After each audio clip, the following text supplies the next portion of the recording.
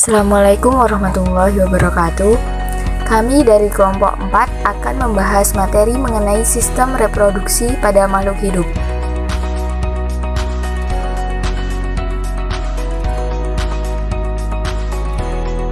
Reproduksi tumbuhan. Kita perlu tahu bahwa reproduksi tumbuhan secara umum ada dua, yaitu aseksual atau vegetatif dan seksual atau generatif. Reproduksi vegetatif terjadi karena tumbuhan mampu menghasilkan individu baru tanpa proses fertilisasi atau pembuahan. Sedangkan generatif adalah proses reproduksi melalui pembuahan atau fertilisasi oleh putik dan benang sari. Tumbuhan berbiji tertutup atau angiospermae mengalami reproduksi vegetatif dan generatif. Untuk reproduksi vegetatif sendiri yaitu secara alami pembuatan, sedangkan generatifnya ada 4, yaitu penyerbukan, pembuahan, penyebaran biji, dan perkecambahan. Contoh-contoh vegetatif alami antara lain rizoma, stolon atau geragi, umbi labis, umbi batang, dan tunas adventif. Sedangkan contoh-contoh vegetatif buatan antara lain mencangkok, merunduk, menyambung, okulasi, dan stek.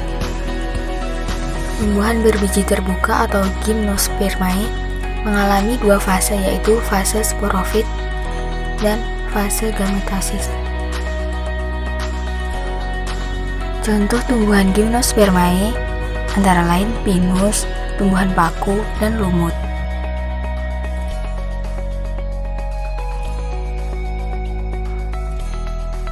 Selanjutnya, sistem reproduksi pada hewan.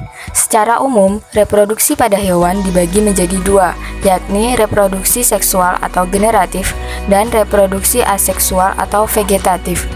Reproduksi seksual atau generatif terjadi jika sel kelamin jantan atau spermatozoid bertemu dengan sel kelamin betina atau sel telur.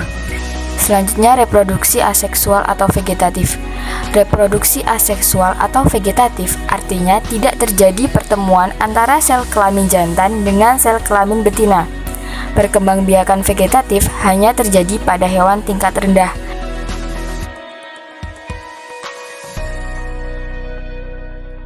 Sistem reproduksi pada manusia.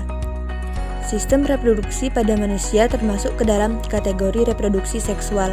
Artinya, reproduksi terjadi melalui proses bertemunya gamet jantan, sperma, dengan gamet betina, ovum, hingga membentuk individu baru yang disebut dengan reptilisasi. Sistem reproduksi wanita memiliki 2 fungsi, yaitu untuk memproduksi sel telur dan untuk melindungi dan memelihara janin hingga lahir. Sistem reproduksi laki-laki memiliki 1 fungsi, yaitu untuk reproduksi dan penyimpanan sperma. Manusia memiliki tingkat diferensiasi seksual yang tertinggi. Jadi, seperti sistem lainnya, sistem reproduksi pada manusia ini terdiri dari rangkaian organ dan juga zat. Organ dan zat pada sistem ini saling berinteraksi untuk mendukung proses berkembang biak. Yang pertama, sistem reproduksi laki-laki. Sistem reproduksi laki-laki adalah serangkaian organ yang terletak di luar tubuh dan di sekitar panggul seorang laki-laki berkontribusi terhadap proses reproduksi. Fungsi utama langsung dari sistem reproduksi laki-laki adalah untuk menghasilkan sperma untuk fertilisasi ovum. Organ reproduksi laki-laki dikelompokkan menjadi 3, yaitu memproduksi dan menyimpan sperma atau spermatozoa. Yang kedua, cairan ejakulasi yang memproduksi kelenjar yang meliputi kelenjar cover, vesicula seminalis, prostat, dan vas deferens. Bagian yang digunakan untuk kopulasi dan deposisi sperma dalam wanita, bagian yang termasuk di dalamnya adalah penis, uretra, dan vas deferens. Nah, organ reproduksi laki-laki sendiri terdiri dari kantung kemih, vesicula seminalis, saluran ejakulasi, kelenjar prostat, kelenjar cover, vas deferens, epididymis, testis, skrotum, penis, dan uretra. Sistem reproduksi wanita. Sistem reproduksi wanita adalah serangkaian organ yang terletak di dalam tubuh dan di sekitar panggul perempuan yang bertugas terhadap proses reproduksi. Sistem reproduksi wanita terdiri dari 3 bagian utama. Yang pertama itu ada vulva, kemudian yang kedua ada vagina, lalu yang ketiga ada rahim dan ovarium. Produksi gamet.